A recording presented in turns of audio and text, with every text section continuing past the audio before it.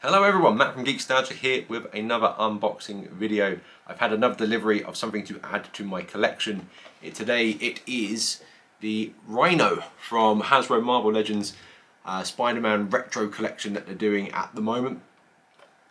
It's a big old boy, so let's get him open, free him from his plastic prison and see what we have inside. And here he is, guys, in my hands, a close-up look at the Spider-Man retro collection Rampaging Rhino, as it says here. So let's take a quick look at the box before we tear it all open and throw it all away to be recycled. We've got that classic, framing is awful, the classic Spider-Man logo at the top there from the 90s cartoon. Drawing of the Rhino himself. On the back we've got the various other figures available in the line. I do have Shocker and Ben Reilly Spider-Man.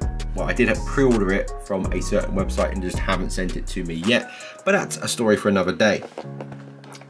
As usual, we got the quick blurb about the figure himself. Former Russian mafia muscle, the Rhino possesses immense strength, near impregnable exo armor, and a stubborn grudge against Spider-Man.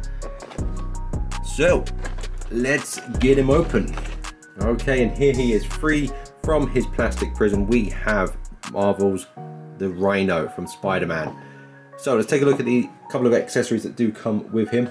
We have a pair of extra hands, like a grip type hand, an extra head where he's not all angry and grimacing, a more calm Rhino, about as calm as Rhino can get.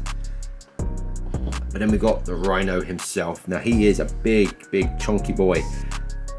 One of the biggest figures I've got. I wouldn't say he's as heavy as the Hulk figure that I have, but he's not light, shall we say. As far as articulation, we've got, as we can see here, an ab crunch with a click, a waist twist. We've got shoulders that go up and down. Not a huge range of mobility in them because of this bit here. The head twists, the head kind of goes up and down, but again, not a huge range of motion available.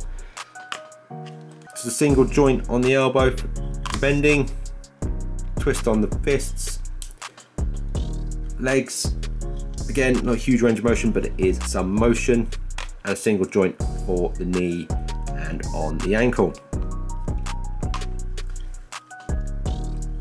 On the whole, very much like this figure.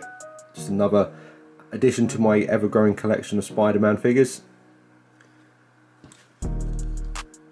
Level of detail on there is pretty decent. Some good texture. I've just got to find some room to put him now.